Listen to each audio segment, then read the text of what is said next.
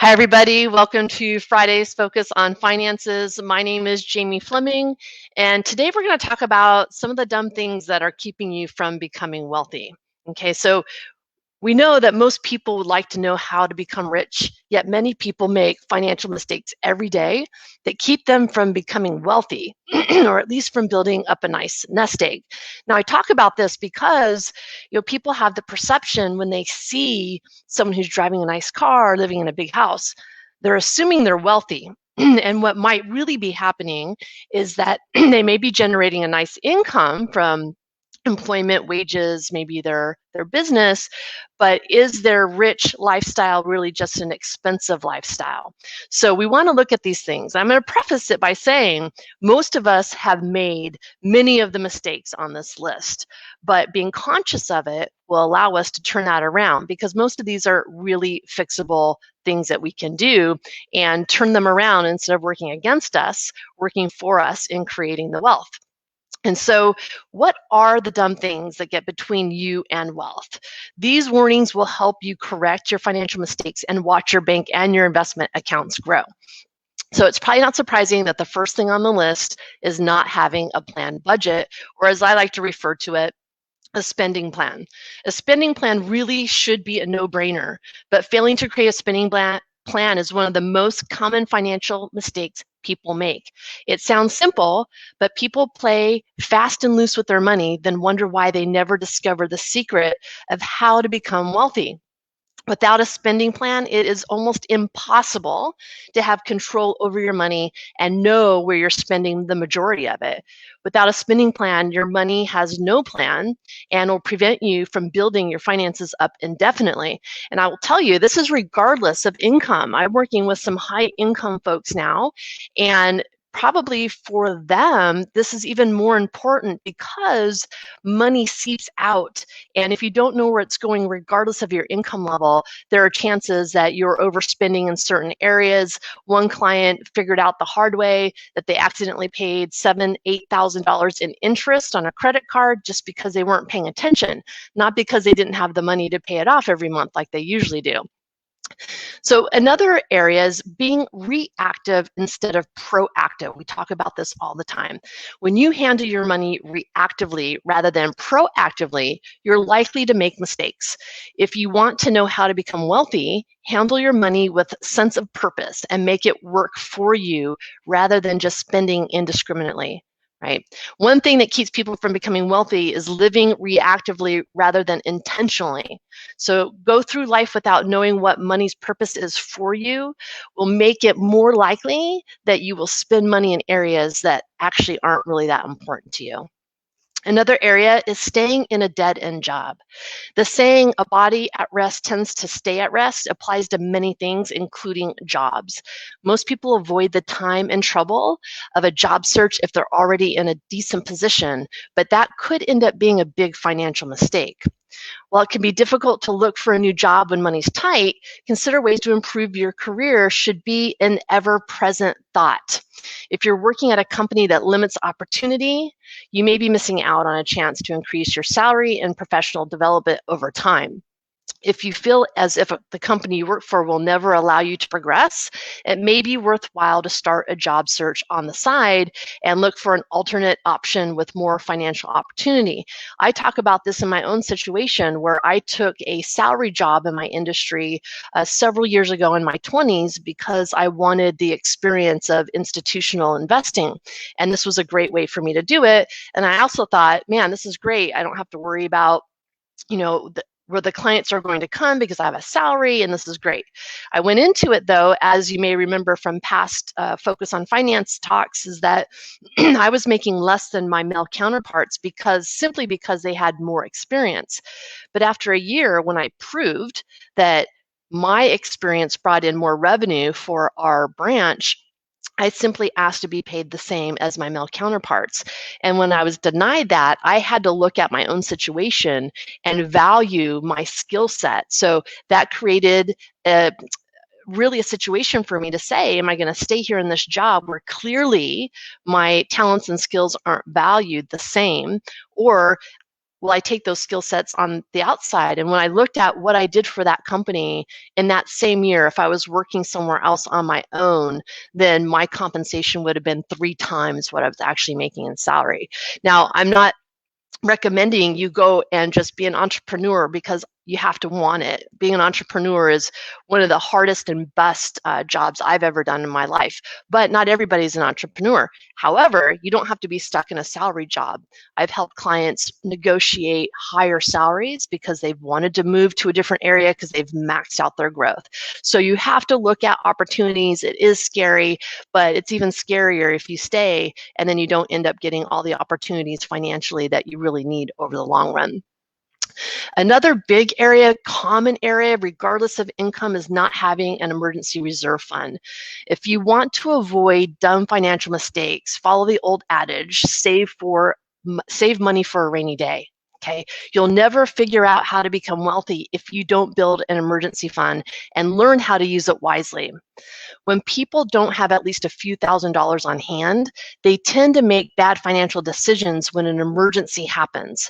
The emergency fund helps people make better decisions because of psychology, not because they pay their way out of the problem.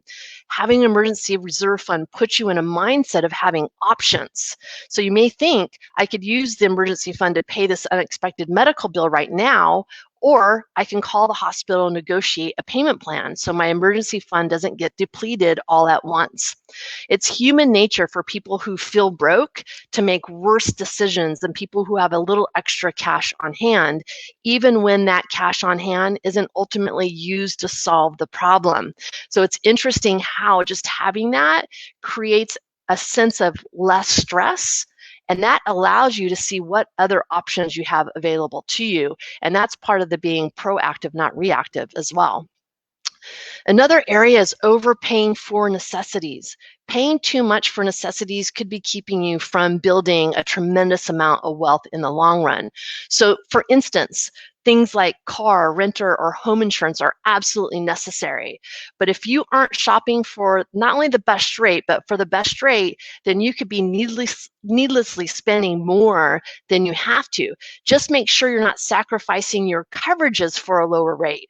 So it's you have to look at two sides of it. Make sure if someone's giving you a lower rate that they're not lowering your coverages as well, because you want to work with strong, stable companies who are working on your behalf. So if you actually happen to need the coverages, then they actually get paid out to you without hassles. So don't sacrifice coverage, but a lot of strong companies have the coverages that you need. They're more stable and they could save you a few $100s.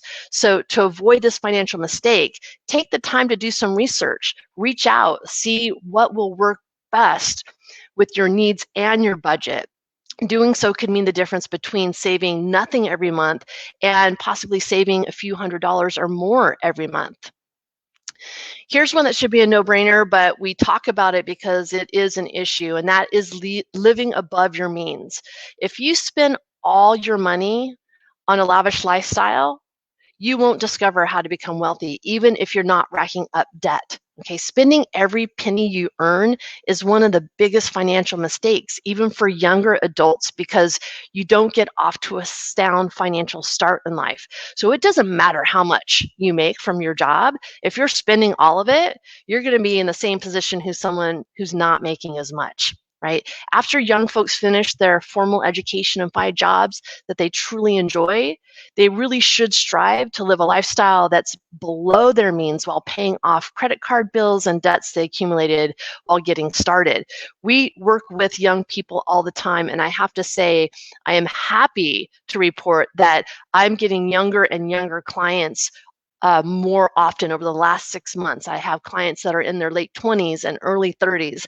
And I have to tell you, they're coming into new jobs, and they're coming into new jobs with a fairly high salary to start.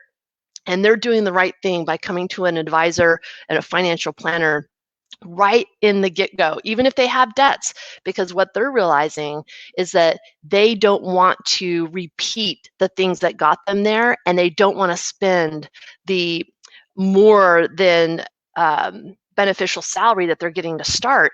So it's easy when people get out of school, they start jobs, they buy expensive cars, all these areas that keep them in debt. So these young clients that I'm working with now, I'm loving it because I know at the end of the day, they're going to be extremely comfortable financially. They'll be able to retire when they want to, and they don't even really know when they want to retire, but we put things in place as they get closer, they can fine tune and clarify, but they're putting monies away in their 401k plans. They're paying off their credit card debts. They're keeping any kind of car payment low. They're buying more practical cars, that kind of thing. That goes into the next area, and that is driving an expensive car. Your dream car might be fun to drive, but buying it could be a big financial mistake. That is, unless you've already learned how to become wealthy and have tens of thousands of dollars to spare. Right? Driving a reliable, maybe even a gently used vehicle will help over buying the new Land Rover Sport that could cost you $699 a month in a lease payment, right? This saves you an awful lot of money over the long run if you can do this. And it also is one of the things that I see with people coming in who have a large car payment. They might not even be able to afford to buy a house because all this money is going out to this very expensive depreciating asset. We've had people come to the realization that having a large car payment is keeping them from traveling. So all these areas to look at, a vehicle is one of those areas that we really look at trying to help people become more practical until they reach a level of wealth that allows them to then not only buy that car that they want, but actually really enjoy it because they're saving for all their other goals. Another area is splurging on lavish vacations, right? Going to extended trips to Walt Disney World or luxurious cruises. These could all be huge financial mistakes in the long run if you are trying to become wealthy. One of the best parts of a vacation is the memories that you make, no matter where you are. So this is not to say you can't plan and save for your dream vacation, but it doesn't have to break the bank. And if you're vacationing in lieu of saving and investing, then it could come back to haunt you later on. So be methodical, plan ahead, put that in your spending budget so that you're saving for your financial goals as well as giving yourself a reward of a vacation. Another area is showering adults with holiday gifts. Have you ever felt the stress of buying the perfect holiday gift for all your family and friends? So lavish gift giving, or just gift giving in general, it doesn't have to be lavish, is not compatible with plans for becoming wealthy either, especially if the recipients are adults. Instead of falling prey to this annual financial mistake, think of changing the way you celebrate. Instead of buying a lot of gifts at Christmas for the adults in my family, we limit ourselves to more thoughtful small gifts, maybe even just a small stocking stuffer that means something, a family photo, something that can be enjoyed, not just something that's something you feel like you have to buy. And oftentimes we'll also pick a charity our family can contribute to together. So we'll pool our money together, we'll make a charitable contribution before the end of the year. And guess what? A lot of times that will help you on your taxes as well. When you do this, the money you don't spend on the unneeded gifts can be invested to build wealth as well. And for our family, the stress of buying gifts for all the adults is actually completely eliminated. Another area I see for my older clients is bailing out adult children. If you're an older adult and you have less time to figure out how to overcome these kinds of financial mistakes and become wealthy, you have less time to recover from financial mistakes before you hit your retirement years. For this reason, I highly recommend not, quote unquote, bailing out your adult children if they make their own financial mistakes with money that really is needed to finance your own future, right? They have more time to recover and get back on track before they reach their retirement. So the key here is looking at what was the financial mistake, and instead of bailing them out, give them the tools so that they don't make the same mistake again. And that could be working with an advisor, looking what happened and giving them a financial foundation so they don't keep coming back to you if they keep making the same mistake over and over. Another area I see a lot is paying high credit card interest rates, right? Credit card interest rates aren't written in stone, and you're making a big financial mistake if you think they are. You'll never get the hang of how to get wealthy if you're paying double-digit interest each month. And I see interest rates as high as 19%, 29%. It's actually quite remarkable that that high of interest rate can be charged. So consider transferring a high interest balance to a credit card with zero introductory APR to give you and yourself a period of time to pay off your debt interest-free. But also, more importantly, look at the reasons you fell into the credit card trap so you don't end up in the same place again. This happens a lot. We see this with people, especially people that have had to file bankruptcy, and 3 to 5 years later, they're in the same credit card debt again. And the reason for that is that they didn't look at why they were in that situation, so they repeat the same mistakes. Another big one is giving in to what we call lifestyle creep, right? It's tempting to increase your spending as your salary increases. This is referred to as lifestyle creep, and it's a huge financial mistake. Lifestyle creep can happen to anyone if measures aren't taken to avoid it. When your spending continues to increase with your income, it makes previously unnecessary purchase seem necessary, right? And now you have to, again, you have to fund this lifestyle that you've created for yourself.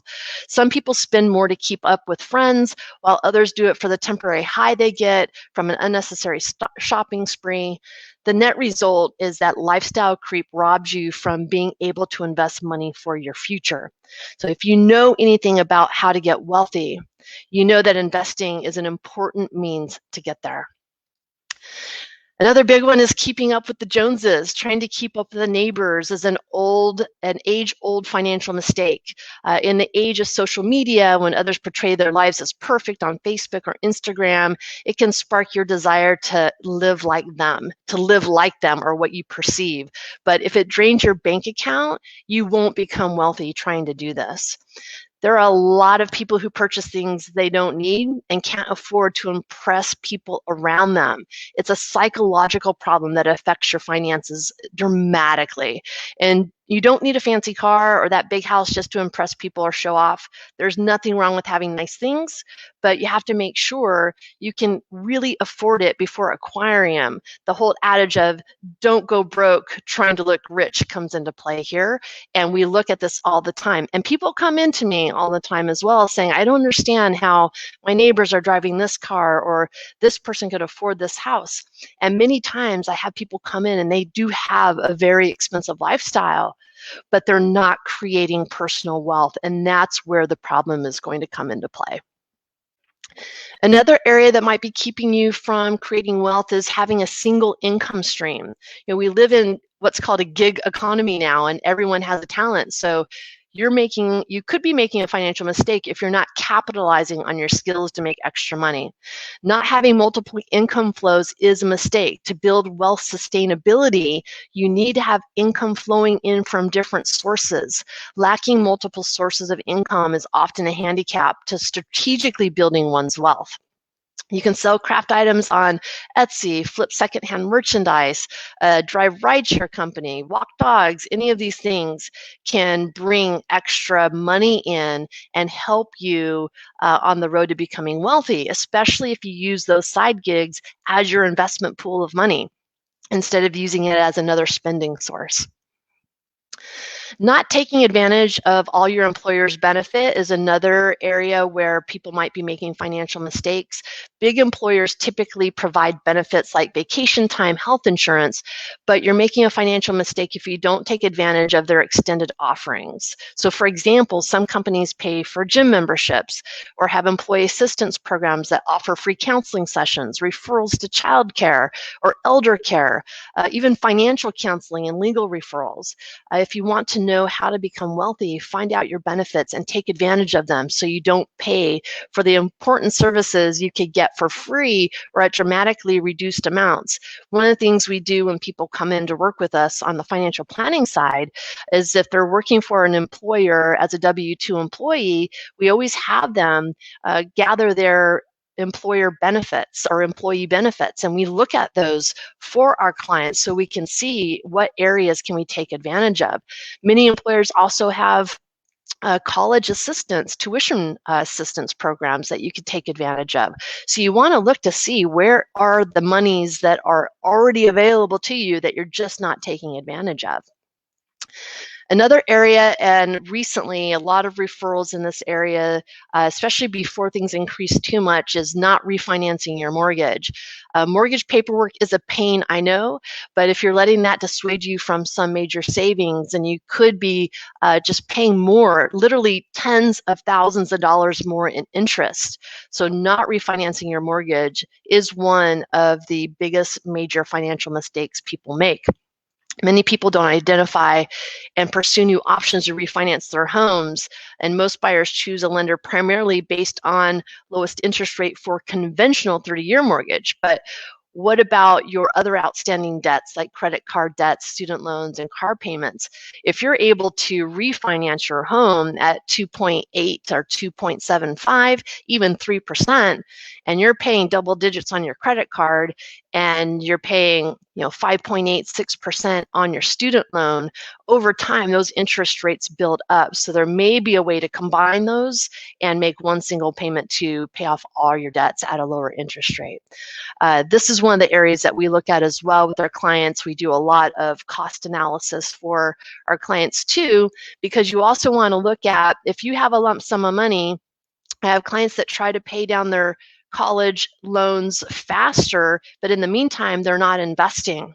And so you want to make sure that if you're able to leverage, if someone's paying 4.8% on a student loan and they can get 10% over on average over the next 10 to 20 years, then you're going to come out better investing that lump sum money and continuing to pay that student loan debt at the lower interest rate. So you want to look at balancing. You don't want to lose time in the investment market if there's a way for you to leverage your finances as well.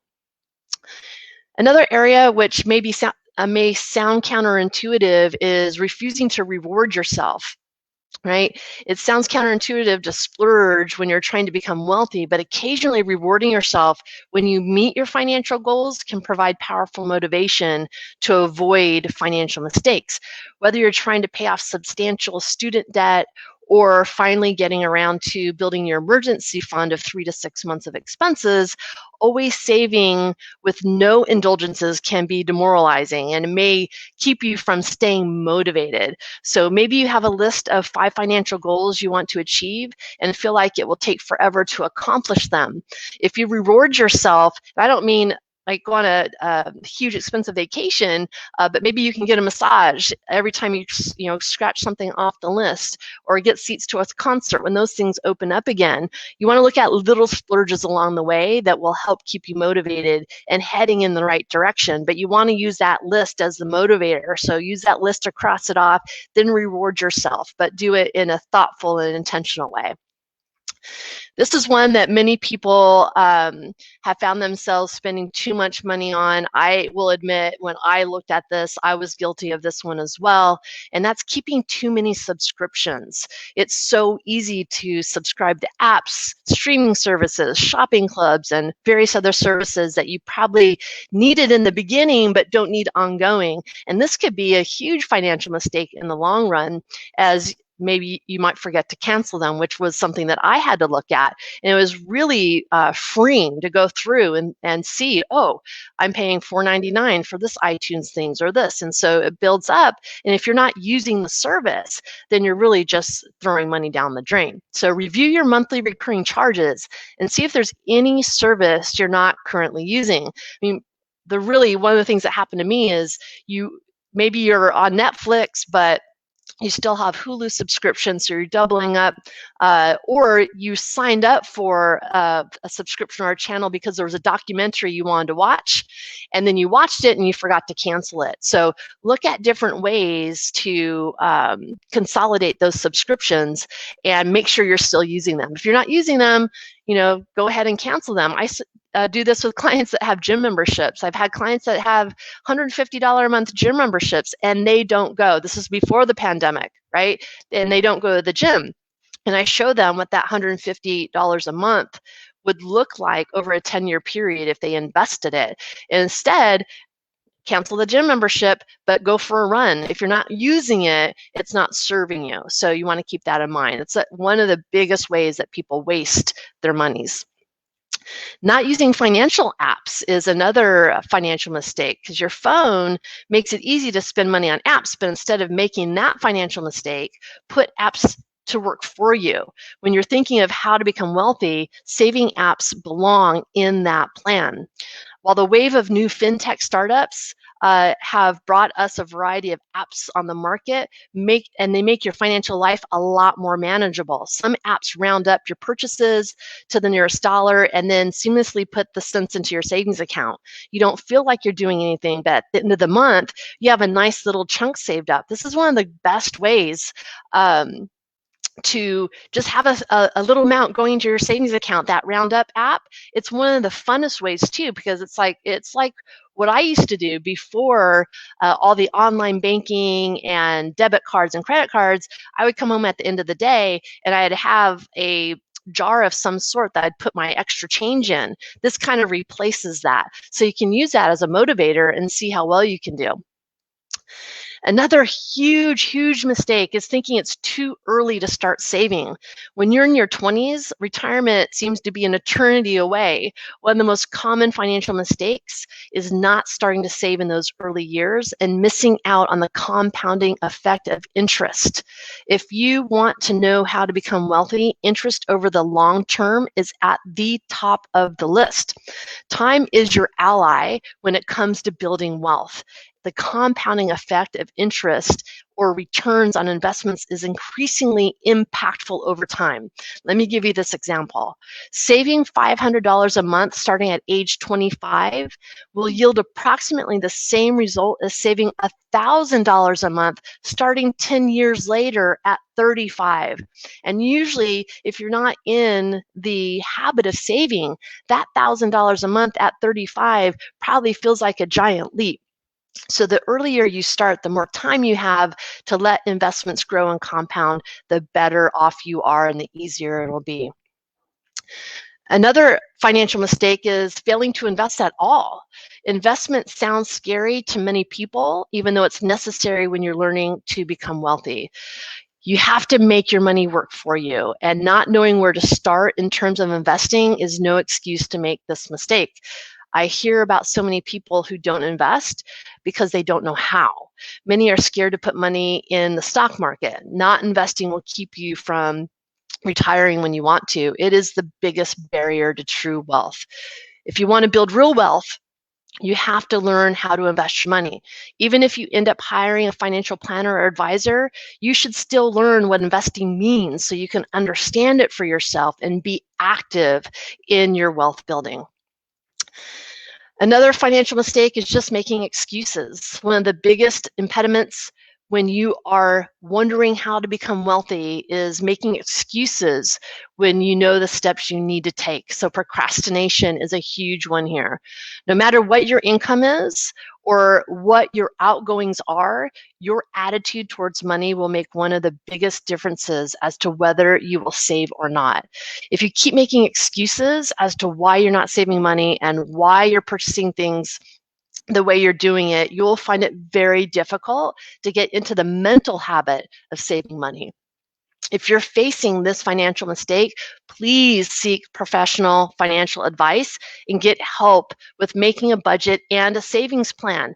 I say this every single week. We offer a complimentary consultation. If you DM us or if you're on our YouTube channel, you can email us, you can text us. Get on the calendar for a consultation and at least get yourself moving in the right direction. All right, another area, clinging to old stuff, right? That treadmill you bought 5 Januaries ago does you no good as a clothes rack, right? Nor do the golf clubs that you have that's taking up space in your garage or outgrown kids' clothes stacked in the closet. It's a financial mistake not to turn unwanted items into easy cash, or simply organizing and not getting the clutter out of your house and opening it up so that you can accumulate all the positive things. People ignore what they're not using, right? When was the last time you purged your closet or your garage? Hosting a garage sale or selling these items can generate a lot of extra cash to do some of the things that you want to do, or even better, it'll generate cash for you to invest. So make sure you're looking. I told this to my kids. I had someone come in and help me organize not only my office, but because I've been working from home part-time because of the pandemic, I had them come in and help me organize my home office, which I've only been using since the pandemic, so over the last year. And even though it looks tidy, it's one of those things where if you don't see it and you're not using it, it just accumulates. And it might be something as simple as my iPhone box that I kept to make sure that I was going to keep the iPhone, or some of the other boxes of items that I keep in case I have to send it back. Those things accumulate. So getting rid of the clutter is going to help this situation, right? Huge financial mistake is stretching out credit card payments, right? Credit cards are a tempting way to buy big ticket items if you can't afford a lump sum payment. But if you want to know how to become wealthy, put that card away. Carrying credit card debt is a major financial mistake, especially going into retirement. It's one of the things. My mom came to one of my workshops over a decade ago, and she happened to come to the one where I was talking about credit card debt. And I said, if you go into retirement with credit card debt, you are going to be facing a lifetime of debt and financial struggle. And she took that to heart.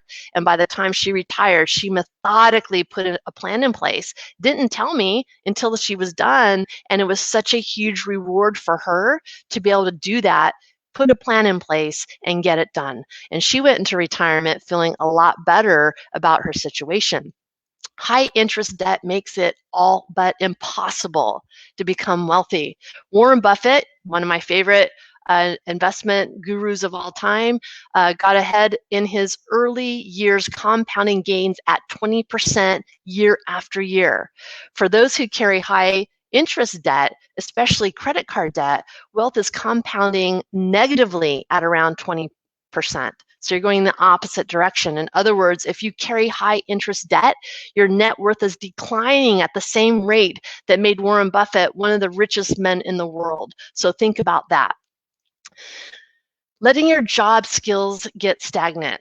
Sought after skills are not static. So if you want to know how to become wealthy, keep your skills up to date. The key skills that companies are willing to pay high salaries to change all the time. That puts the requirement on you to learn these new skills. For example, learning more about software and programming can dramatically increase the salary you can ask for at your job. However, most people don't continue to learn and push themselves forward, and they don't continue to learn, and they also don't push themselves forward in terms of career development. That's a big financial mistake in terms of potential salary. To overcome this, ask yourself what skills will likely become important to your career over the next few years, then simply go out and learn them. Another big mistake I see a lot is blindly following financial advice. In the internet age, we are bombarded with a massive amount of information on how to become rich. Don't make the financial mistake of blindly following that advice. Media, commercials, ads are constantly feeding consumers financial information. However, this doesn't mean that information is accurate or true. Right? Marketers use psychological methods to cause people to believe what they are saying, which causes people to believe they need to spend money on items or services they may not necessarily need. If you want sound financial advice, turn to a professional to guide you away from financial mistakes. Again, I'm going to say it again, complimentary consultation, take advantage, right? The other area is undervaluing yourself. Many people are uncomfortable praising themselves when they're doing a good job, especially in the workplace. This is a huge financial mistake. A lot of us, particularly women, enter the workforce ill-equipped for salary negotiation and often give away our skill sets for less than they're worth. So forget about median salaries for your city and focus on what you are worth. Right? We create invisible boundaries all the time to earning more money at our jobs. No one is getting a raise this year I don't want to ruffle any feathers. We're downsizing. There's a ceiling for people in my title. Try to forget about these excuses and focus on only what you're bringing to the table. I use the example of the year I asked to simply be paid the same as my male counterparts, and I had a higher skill set than they did, or at least maybe not a higher skill set, but I brought in more revenue than both of them put together, and I was not rewarded for that. So that allows you to either undervalue yourself or make the decision that my skill set will be more valued somewhere else. And in my case, it was the hugest motivator to me wanting to start my own firm. Another area is not setting goals for yourself, right? You might claim to want to know how to become wealthy, but if you're not setting specific financial goals for yourself, you're making a big financial mistake. Lack of clear money wealth goals, as well as lack of clarity on how to achieve these goals, is a big problem. Without a clear wealth goal or a plan with actionable strategies, it's almost impossible to build one's wealth. We talk about this all the time. Be clear, be specific, give yourself a time frame so that you can have a way to monitor. We do this all the time in other areas. We do this when we want to lose weight. We do this when we want to start exercising. One of the things you want to do is take a current picture, right? Take a picture of your current financial self, put your goals in place, and then monitor. And when you look back a year later, if you do this, you will see improvement, and then you have something to compare it to. Not shopping around is another area that is very wasteful for people, especially if they wait to the last minute. One common financial mistake is to buy without looking to see what other competitors are doing. And it may seem very tedious to compare different shops and retailers before you purchase anything, but it's seriously worth doing if you want to start spending less and building up some savings. A lot of money can be saved on purchases that you needed to make anyway if you just take a little more time and effort to make sure you're getting the best possible prices. Comparing products can easily be done online now, and there's even a comparison website that will do it all for you. And so people, here's the other piece of that. People say all the time, I saved so much money when I bought this item this way. And I asked them, well, where did you save it? They kind of look at me, glossed over, and really probably what they did is they just bought more stuff. So in this process, in this psychological process, when you save money by doing all this work, use that money that you saved and start putting it away, even if it's to start the emergency reserves fund at first. So that was about 30 different ways. The list could go on, but 30 very common ways that keep people from becoming their wealthiest self. And much of it is that slow boiling water, right? You don't feel it at the time. This is the thing we talk about with investing and creating wealth. It's the little things you do every day that create the most wealth at the end of the day. The reverse is also true. Many of the things on this list, they're the little things we do every day that over a long period of time keep us from attaining the wealth that we really want and need to be comfortable in our later years. So I hope that this was helpful in looking at your own situation. Take some time this weekend, look at the list and see what things are you doing on the list that are easily fixable. Change those around, have them work for you instead of against you, and you'll start seeing the wealth building. And then that gets very exciting, and that puts you on a different trajectory to having a more successful financial foundation. I hope you enjoyed this week's Focus on Finances. Again, my name is Jamie Fleming. We're available for complimentary consultations. Ask for help, ask questions. Take yourself one step at a time and one step closer to where you want to be financially, and have a great weekend. I will see you all next week on Friday's Focus on Finances. Bye, everybody.